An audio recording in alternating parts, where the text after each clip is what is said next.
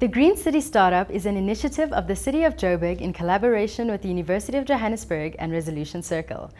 This initiative aims to accelerate visionary entrepreneurs in the green economy, more specifically those with ideas in building, energy, water, transport and waste.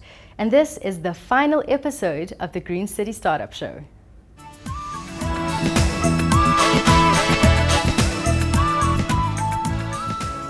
On the show this week, we visit the Nelson Mandela Children's Hospital, we chat with Paseka Lesolang on the big interview, we attend the GCS Awards evening and we profile the 2016 GCS winner. Hello, I'm Janice Griever and welcome for the last time to the Green City Startup Show. The GCS competition has been a life-changing experience for many of the entrants, and now the competition experience has come to an end.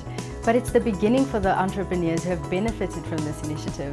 They're now fully equipped with the necessary skills and funding to continue successfully running their green businesses. Now, before I get into all the details of how the competition came to an end, here's a story about a new and iconic green building, the Nelson Mandela Children's Hospital in Parktown, Johannesburg. Construction commenced in April 2016 and the building is now almost ready to open.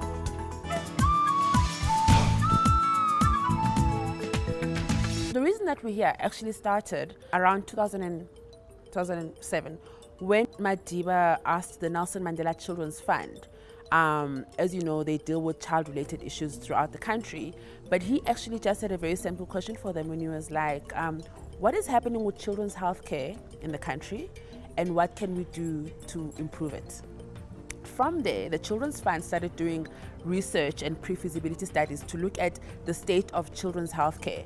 And what came out of it were actually very scary statistics about how little there is that is offered for children when it comes to their healthcare, especially children who have the more complicated illnesses, what we call tertiary healthcare. With only 4 children's hospitals on the continent and 500 million children, it's not enough. You're looking at the fact that right now in a lot of the continent, children don't have their own dedicated spaces for healing. They have a ward in an adult hospital. They have a few beds in an ICU that otherwise is only serving adults. And that's not right because children have different needs when it comes to healing. So with that, it was decided, yes, we're gonna build the Nelson Mandela Children's Hospital, but where? And we knew that being that we are focusing on the SADC region, South Africa and all our neighboring countries, we had to find the most central place for this hospital. And that was where we are right now, which is Parktown in Johannesburg. It's a space where you have a lot of hospitals around us. And because we're gonna work on a referral basis, it's important to be close to other hospitals. Our role as a commissioning team is to prepare the hospital for the first patient. In other words, commissioning is really taking over the building from the builders and then making it a hospital. In South Africa, this will be our second pediatric hospital. Secondly, it's an academic hospital. And academic means that the hospital also has to provide research and training of health professionals. And therefore, our policies have to be appropriate for a children's hospital, but also for an academic hospital, as both roles have to be provided at the hospital. After we did our pre-feasibility studies, in 2009, when the trust was established, we also knew that we knew the quality hospital that we wanted to build. It had to be a hospital good enough that excelled on international standards, not just good enough for African children, not just barely good enough for what we can do. We had to make sure that we are dealing with global standards. So in this hospital, we have high-tech equipment. In terms of our radiology, our imaging department, we have up to a 3 Tesla MRI scan. We've got a 64-slice CT scan. We've got all the digital imaging required. We've got a SPECT in nuclear medicine for imaging as well. Our theater equipment is all digital. This allows us to share our images within the hospital as well as outside hospital. So that we can provide also teaching and support to the referring hospitals. We don't provide for all pediatric services. We have selected centers of excellence that we are going to provide, and therefore we require specialists that are trained in those fields. So basically we like to have people who live the Madiba ethos, people that really care, who are compassionate, who understand the importance of putting children and families at the center of care. So it goes beyond just being a doctor or a nurse, but also having the right ethos to actually work in this hospital. We also hope through this hospital to attract back South Africans who left the country to go and work overseas. We hope that they will come back and come and serve our people in this state-of-the-art hospital. The hospital architectural design was started quite a long time before this team was appointed. In January 2014, the trust, the Nelson Mandela Children's Hospital Trust, appointed a new team that was going to look at the internal environment of the space. So that covered, as myself as the environmental coordinator, I would oversee wayfinding and signage, the overall concept of the space, the interior design, the art installation, as well as any industrial design, and also just working with children and creating a space that relates to children. When Vets donated the site to us, we basically set the architects out to start planning and design everything. And one thing that came very strongly in our research was that you need to make sure the environment feels least like a hospital as possible for children. Well, I think it's very different from your typical hospitals where we have so many gardens within the actual space of the hospital. So from the architect's point of view, it was always an important aspect where all the gardens are accessible both to patients and to visitors during the day. The hospital is also on very many levels, and so what it has created is different levels of gardens that can all be seen from different levels from out of the actual ward rooms. The design of the hospital itself would be, if you can imagine, a tree that's laid down on the ground. At the bottom you've got the roots, you've got the trunk of the tree, which basically becomes our main walkway of the hospital, and then you've got the branches, which becomes the different centers of excellence and the different wards that we have for the children. And that really, I think, gives a good sense of what inspired the design from the very, very beginning of it. We developed a set of patterns that was then doubled up with the different colors. So the way we've done the wayfinding throughout the space is the space is vertically divided up into different colors. We start off with an orange square, which represents the mountains. Then we have the blue squares, which represent clouds. We have the green square, which are leaves and growth. And then we have the yellow squares right at the end, which is the sun. But not only did we do it through obvious signage, but the reason we use color and actual signs and logos or shapes is that those elements become recognizable even if you can't speak English or if you can't read or write, or even for children it's easy to know the difference between color necessarily between the actual writing on the signage. This was a 1 billion rand project, and the 1 billion rand is building the hospital, training doctors and nurses to work in it, as well as the decor elements within the hospital, the gardening, landscaping, etc., and the decor. So with the 1 billion rand, we had hoped that obviously it's important to have a green facility, a lot of daylight, big windows, wide open spaces for light to come into the different wards, different areas for the children, to experience outside even if they can't physically be outside. We also use low energy lighting in the entire building. We use water pumps as well for energy supply. This hospital is for every child that needs the care that's required that's available in this hospital. It's free for those who cannot afford, and as Madiba said in the founding statements of this hospital is that no child should be refused care because they're not able to pay. I felt that it's been such a fantastic privilege to be part of something that's so meaningful, and over and above that we got to do really great, fantastic design work, and it is a project that I'm incredibly proud of and that will always stay with me, and hopefully on a long-term basis I will hopefully stay involved with the project. I think the important thing to always remember about the Nelson Mandela Children's Hospital and how it came to be was that it's a big project, but it's a community project. This hospital came to be because of a wide range of support, from the corporate, who is a major donor, to the child who gives his piggy bank savings to contribute to this project. And I think we are here because of that support from all around the world to make Madiba's wish come true.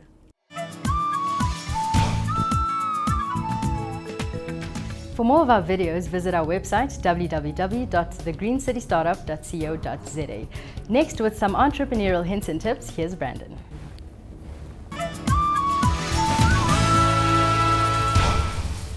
When starting your own company, it becomes your everything. So a big priority is to recruit the right like-minded team to ensure that your business achieves the objectives that have been set out. I found these tips by Highland Capital Partners for entrepreneurs looking to build great teams. Let's check it out. Firstly, prioritize recruiting. As the leader of your business, building the right team is essential. If you're great at it, it's likely you will succeed. If you're not, you're likely to fail. Secondly, keep looking for talent. There should be times where an entire day is dedicated to recruiting. Give yourself objectives like sourcing 3 worthy candidates a week. Also, treat every conversation as an opportunity to source candidates. For example, customers can lead you to great salespeople and accountants can lead you to potential CFOs.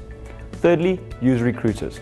And only work with recruiters who have been referred to you by your network. Be clear about the standard of talent you want for your company. Finally, remember it is okay to accept advice from successful entrepreneurs. People will want to assist you, so be appreciative of it. Act on it and thank them. One day, you can be the successful entrepreneur who lends a helping hand. So to sum it up, prioritize recruiting, always look for talent, leverage recruiters where appropriate, and accept advice. That's all for hints and tips. Remember, you can find more on our social media pages. On Facebook, it's The Green City Startup, and on Twitter, @TheGC Startup. We're looking forward to engaging with you. Until next time, keep focused.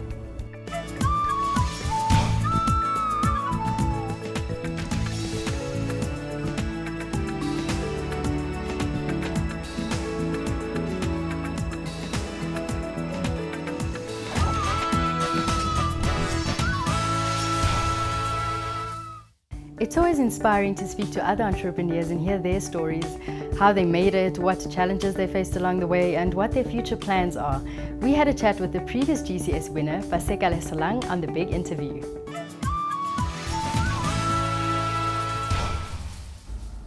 In studio, we have the winner of the very first Green City Startup competition. We have Paseka, and he'll be educating us on the green economy and on his very product. Welcome to studio, Paseka. Thank you very much. I'm honored and humbled to be here. We love having you here because you are the winner. You're a poster boy of the Green City Startup. Your product, does it work in the green economy or does it work in the normal sort of market? And if so, why or why not? Well, the nature of the WHC leakless valve is that it's a water control mechanism, and its base platform is the toilet tank, the toilet cistern. And you find these cisterns in both the public and private sector. Our business model is designed in a way that we cater for both these sectors, and we have various income streams to that extent. I think there was an elaboration on that question. Could you just repeat? Yes, just to find out the difference. Yes, would a model be different? The business model be different in the green economy than in the normal sort of market? Okay, the business model doesn't have to differ much. The only difference is our motive versus other industries. We have the same objective as other industries. We're running a business, not a charity. We need to make money. That's the same objective. We still have a bottom line. But our motive is to sustain the environment while we're doing that. Whereas other industries, it's just hardcore. Deliver the service, deliver the product, make the money. Everything else is secondary. So that's the main difference. We care for the sustainability of the environment, whereas they have a less interest thereof. Sure, and having that motive to rather have a sustainable environment, do you have to be very knowledgeable on the environment, or is it just purely passion? It's a bit of both. A bit of both in the sense that you can make the career path to study environmental awareness, and there's various courses in various institutions. Okay, in my instance, I became self-proclaimed environmentalist due to the nature of identifying the problem, looking at a solution, converting the solution into an opportunity. So it was a situation due to circumstances, all right? And I developed the love thereof. And I educated myself in this industry and this faculty, if I should call it that. But there are ready-made courses for these avenues. As far as advising on which is best, passion or education, once again, you need to have a motive. You see, if you want to make money out of it, then go ahead, study, and then work in an environment where you pay to apply your mind. If you want to be in the history books and create impact, then you're going to need a lot of passion to get you across. Sure.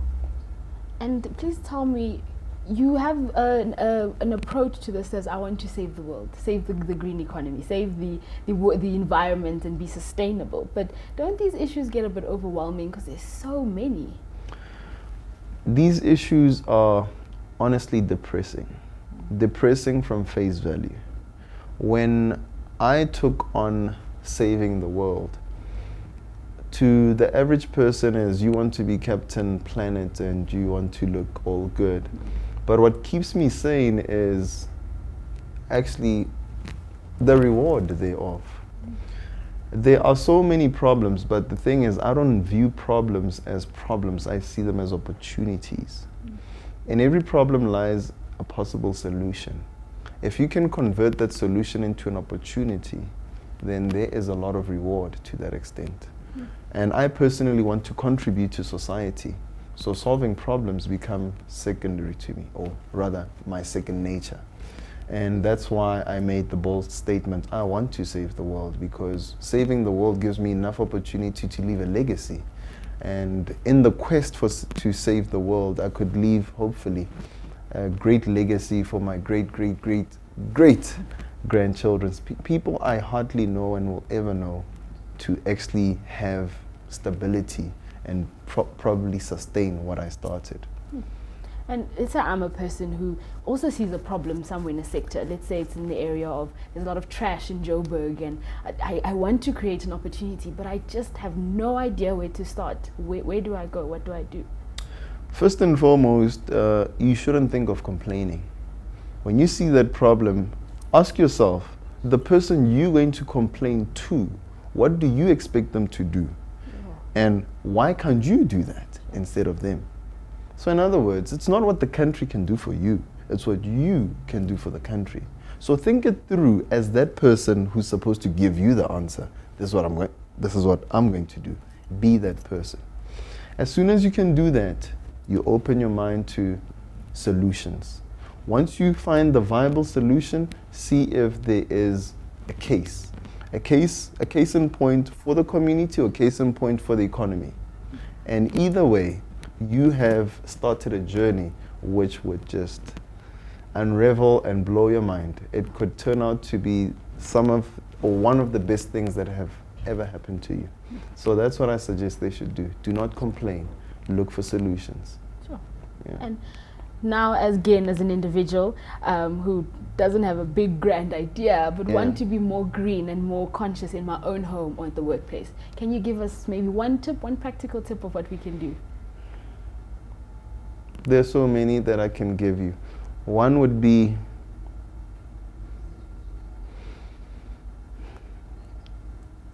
can you live without that? If you can live without it, then it's probably not worthwhile preserving.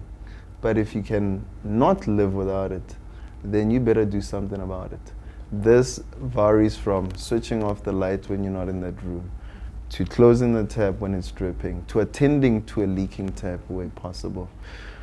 The small things that go a long way, you know. In your own house, do what you can to make things right. Sure. I've learned so much. Thank you so much. And I will definitely take on the role of being my own superhero and being the person taking responsibility. And I'm sure our audience will definitely do exactly the same. Thank you so much, Paseka. Thank you so much for being here. Thank you very much for having me here. That's all from me, Puno, and Paseka, my guest, on The Big Interview.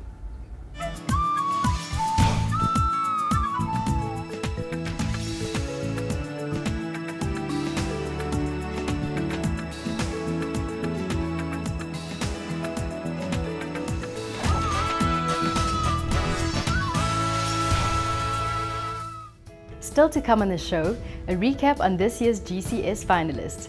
We attend the GCS Awards evening and we profile the winner of the 2016 Green City Startup. All coming your way right after the break.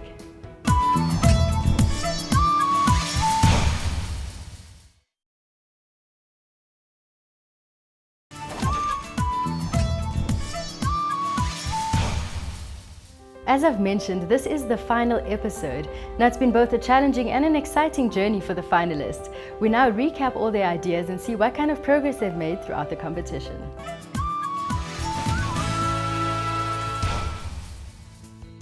My name is Andre Reinicke. I represent the Mize hydraulic hybrid transmission, and our company is called Lucero Holdings. There were quite a few questions. We found it very interesting because the questions were quite varied. It wasn't just specific to technology or business. So in short, we think it was a good session, yes. Hi, I'm Adesh and I do from Clean Street Trade and Distribution. You know, judges are always going to be very critical or have the tough questions, and I answered the questions to my best of our ability, and I think it went well. I answered pretty well and gave them enough information to support their judgment. My name is Fikile Makadlela, and I'm currently the founder of Iponi, which is a bicycle sharing startup. It's been a roller coaster ride. I feel like the business received a great opportunity. I mean, it's a great platform to receive funding of this nature, which doesn't come with as much rules and regulations to it as other funding sources that are out there in the world. I'm Samantha Jack, and my business name is Ndoki. The judges asked us a lot of questions, which was exciting because they were really engaging with us and they wanted to know about our product and what we were offering. And so I found that was exciting.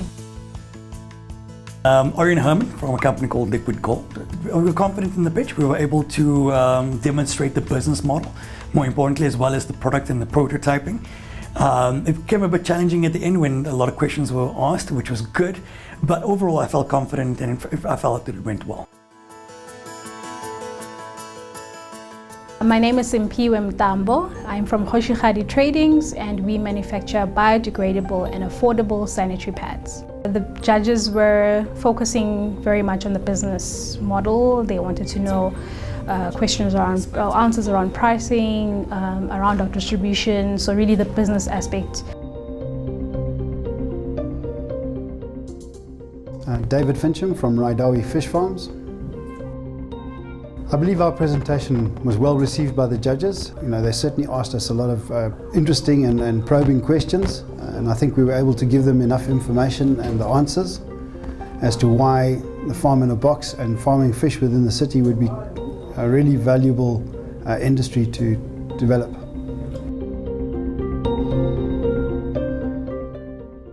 I'm Warren Gray, and the product that we're presenting here is called Solid Insight. I think the pitch went pretty well, judging by the questions and the reactions from the judges. And I think we put together quite a good case in the sense that we used the funding that was very generously made available to us, and we actually achieved quite a lot in that time and got to market.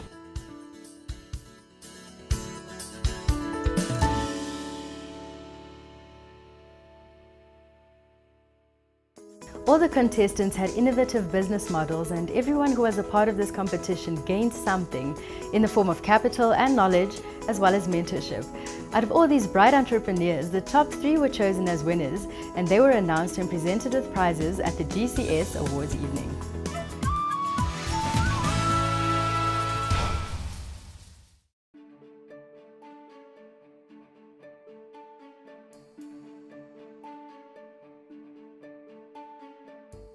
We've taken the best of 8 ideas, whittled it down to 8, and all of them can impact so positively on the City of Joburg. It's important that we embrace these ideas and implement them. We have 2 mandates, one to increase GDP to 5% and 2 to decrease unemployment to under 20%. And these ideas in the green economy are all going to contribute to that. We've been so privileged and so blessed to have incredible partners. So long as we continue to have partners in the private sector, these projects will never fall by the wayside. In fact, they will only continue to grow, develop and enhance.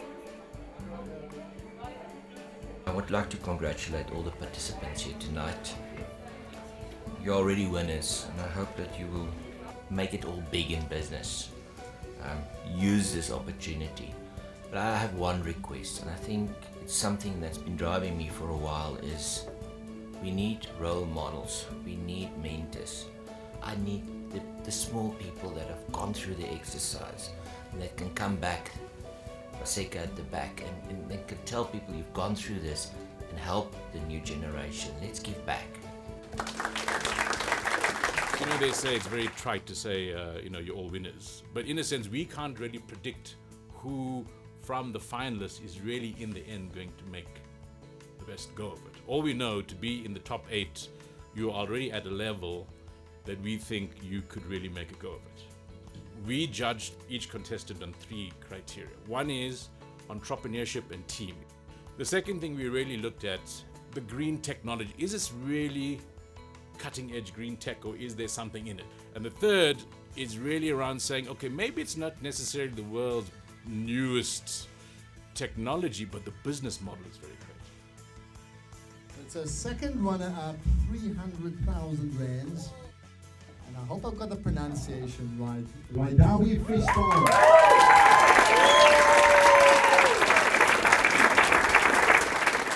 First runner-up gets 400,000 bucks, eh? Like solid gold stuff for solid insight.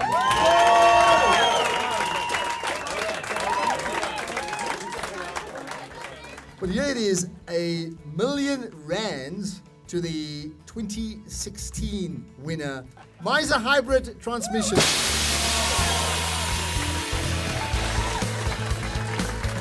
Where's the guys? Whoa, there we are. You know, as an entrepreneur, you have to have a winning attitude. Otherwise, you're going to lose from day one, you know. So we certainly gave ourselves a chance. I mean, the fact that we came through from the first 190 all the way to the top 8, I think that indicated that we did have a chance. But there are 7 other fantastic technologies here and people who's also worked hard at their dreams. We are very fortunate in where we are positioned at the moment, that we already have a pilot project going. So this R1,000,000 we will use to complete this pilot project, to get it independently certified and publish the journals with some partners here that are working with us in terms of the collaboration with the technology.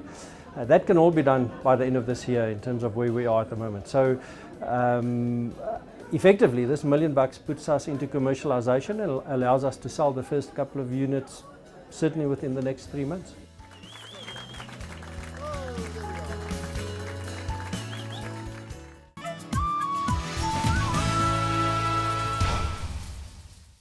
Congratulations to the top 3 winners, especially to Andre Reyneke, who won the first prize of R1,000,000 for his green business.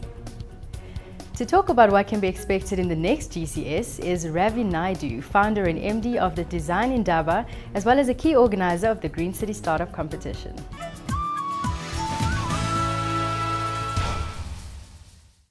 Joining me in studio, we have Mr. Ravi Naidu, who is the Executive Director of Economic Development at the City of Joburg. Welcome, Mr. Naidu. Well, thanks for having me, Elizabeth. So, Mr. Naidu, you really journeyed with the Green City Startup show throughout this competition. Can you tell me, how did it go? What's your impression of this competition?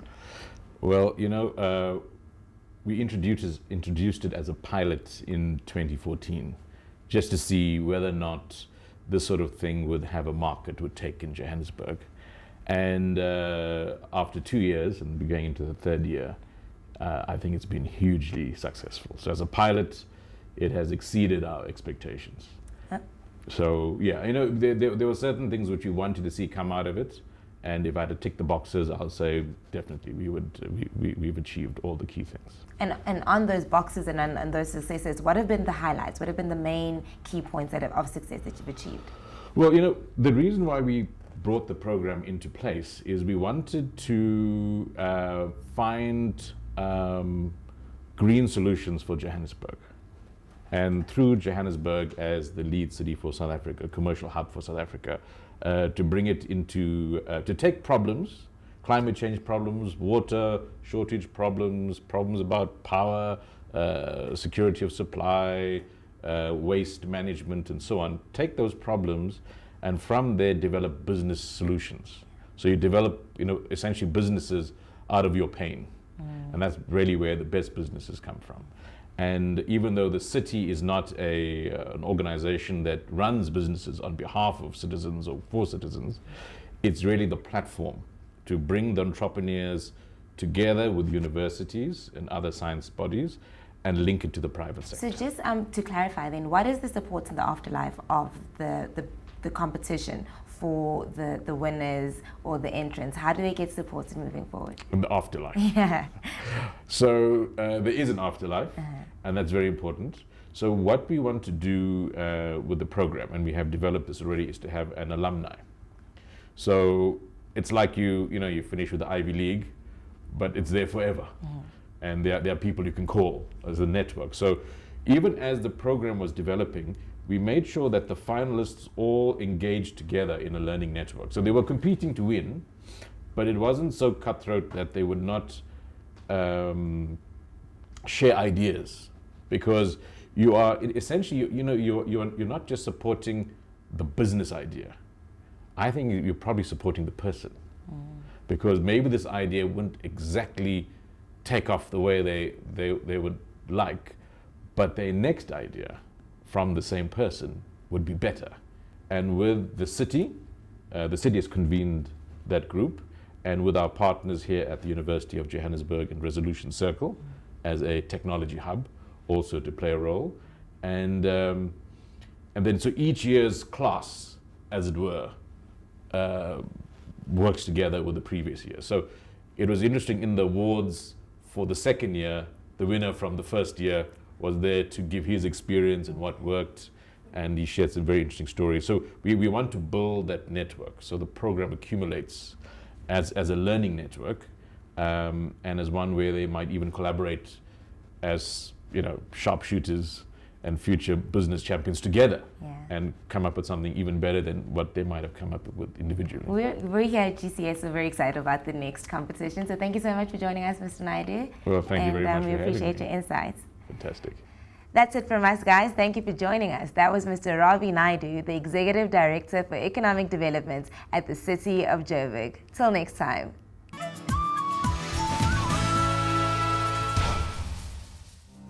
To see more video clips, please visit our website www.TheGreenCityStartup.co.za. Now, the innovation that won Andre Reinecker the first prize of the 2016 GCS is the Miser technology. This is a revolutionary new approach to kinetic energy recovery, storage and reapplication for any form of vehicle.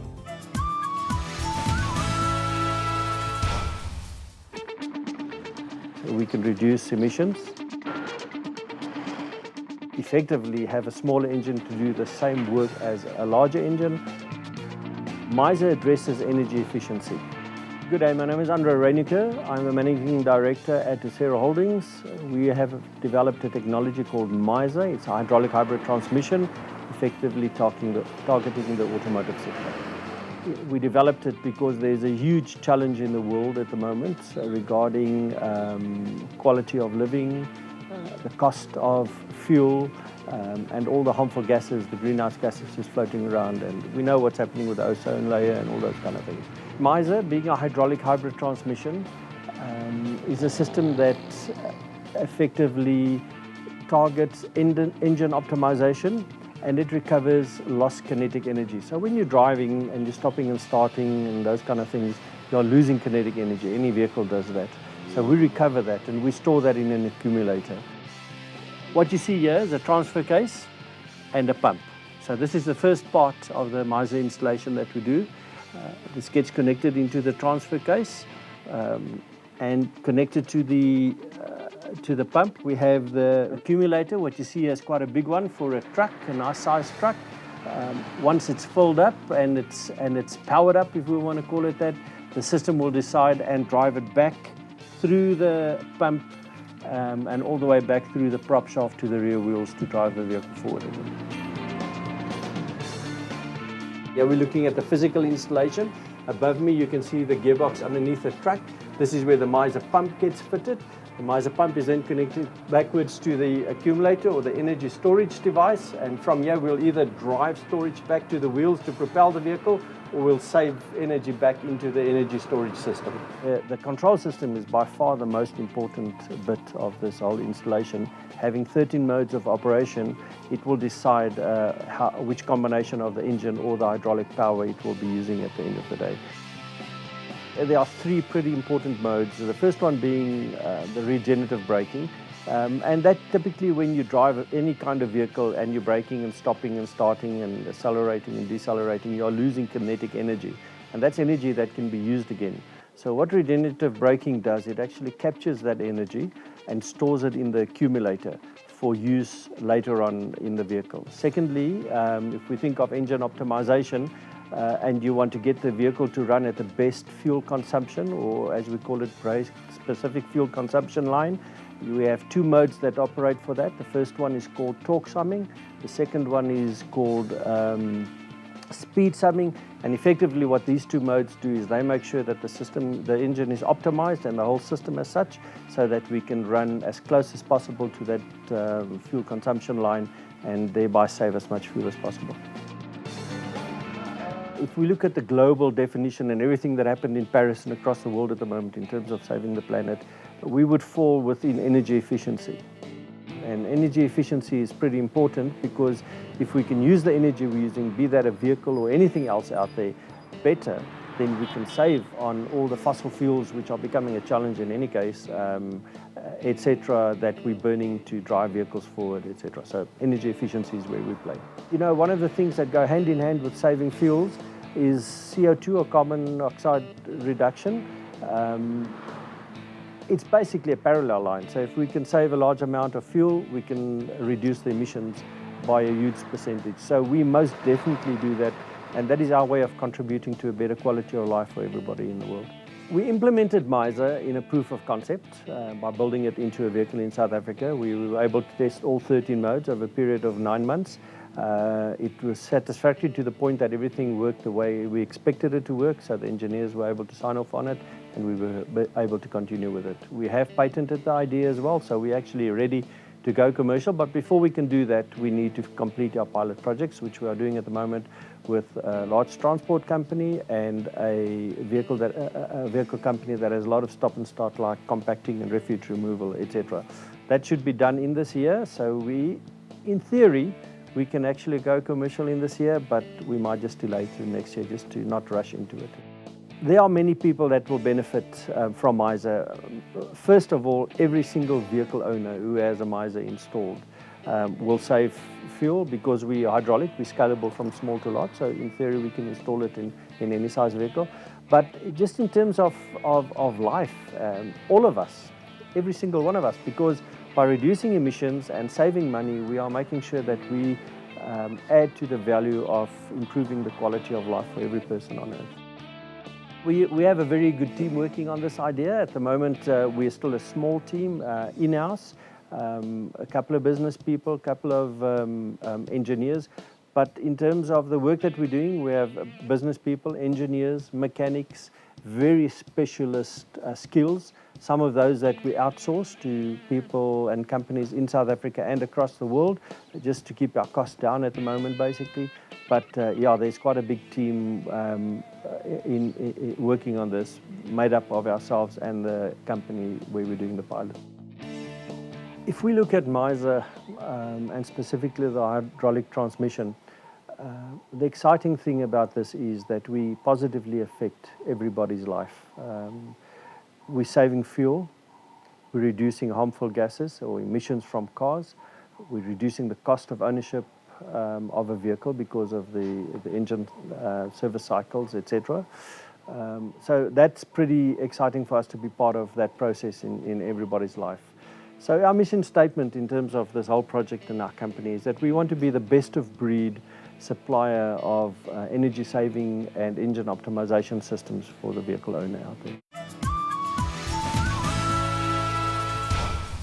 The Green City Startup has changed the lives of many entrepreneurs who can now realize their dreams and have a positive impact on their immediate surroundings. They can do this by creating employment and inspiring other entrepreneurs who may not have thought it was possible to make it. Now, for all you aspiring entrepreneurs, in the word of Kevin Systrom, the founder of Instagram, if you've got an idea, start today. There's no better time than now to get going. Now that doesn't mean quit your job and jump into your idea 100% from day one, but there's always small progress that can be made to start the movement. And this is how we end the Green City Startup Show. Keep that entrepreneurial flame burning. Goodbye.